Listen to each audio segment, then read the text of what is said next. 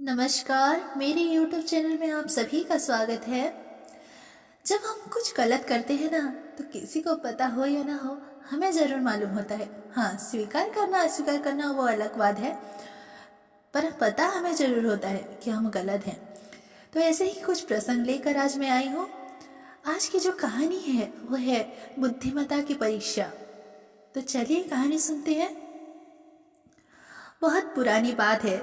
उन दिनों आज की तरह स्कूल नहीं होते थे। गुरुकुल शिक्षा प्रणाली थी और छात्र गुरुकुल में ही रहकर पढ़ते थे। उन्हीं दिनों की बात है। एक विद्वान पंडित थे। उनका नाम था राधे गुप्त। उनका गुरुकुल बड़ा ही प्रसिद्ध था, जहाँ दूर दूर से बालक शिक्षा प्राप्त करने के लिए आते थे। राधे गुप्त की पत्नी का देहांत हो चुका था। उनकी उम्र भी ढलने लगी थी।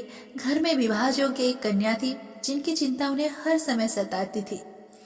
पंडित राधेगुप्त उसका विवाह एक योग्य व्यक्ति से करना चाहते थे, जिसके पास संपत्ति भले ही ना हो पर बुद्धिमान हो। एक दिन उनके मन में विचार आया।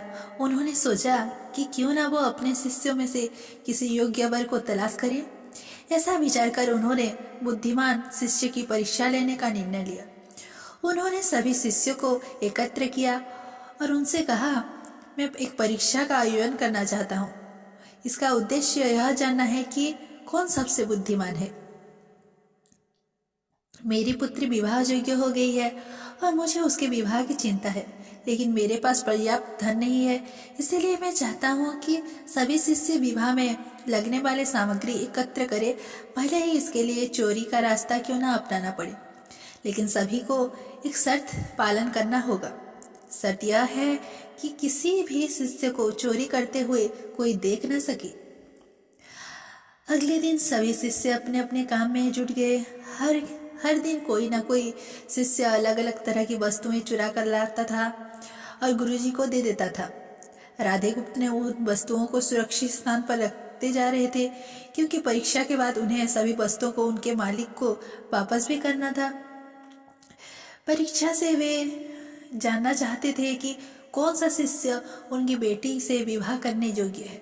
सभी शिष्य अपने अपने दिमाग से कार्य कर रहे थे, लेकिन उनमें से एक छात्र रामास्वामी, जो गुरुकुल का सबसे होनहार छात्र था, चुपचाप एक वृक्ष के नीचे बैठा हुआ सोच रहा था। उसे सोच में बैठे देख राधे गुप्त ने कारण पूछा। रामास्वामी ने बताया, आपने परीक्षा की शर्त के रूप में कहा था कि चोरी करते समय कोई देख न सके, लेकिन जब हम चोरी करते हैं तब हमारी अंतरात्मा तो सब देखती है, हम खुद से उसे छिपा नहीं सकते। इसका अर्थ यही हुआ न कि चोरी करना व्यर्थ है। उसके बात सुनकर राधे गुप्त का चेहरा प्रसन्नता से खिल उठा। उन्होंने उसी समय सभी शिष्य को एकत्र किया और उनसे पूछा, आप सबने चोरी की, क्या किसी ने नहीं देखा? सभी ने इनकार किया, सिर हिलाया। तब राधे गुप्त बोले, बच्चों, क्या आप अपने अंतर्गत से ही इस चोरी को छुपा सके? इतना सुनते ही सभी बच्चों के सिर झुक गए। इस तरह गुरुजी ने अपनी पुत्री के लिए योग्य और बुद्धिमान वर मिल गया। उन्होंने रामास्वामी के साथ अपनी पुत्री का विवाह कर दिया। साथ ही शिष्यों के द्वारा चुराई गई सारी वस्तुओं को मालिकों को वापस कर बड़ी विनम्रता से क्षमा मांग ली। इस कहानी से हमें यह शिक्षा मिलती है कि कोई भी कार्य अंतर्गत से छिपा नहीं रहता और अंतर्मन ही व्यक्ति को सही रास्ता दिखाता है। इसीलिए मनुष्य को कोई भी कार्य करने से पहले मन को जरूर टटोलना चाहिए, क्योंकि मन सत्य ही का साथ देगा। धन्यवाद। सदैव प्रसन्न रहिए। जो प्राप्त है पर्याप्त है, जिसका मन मस्त है उसके पास समस्त है।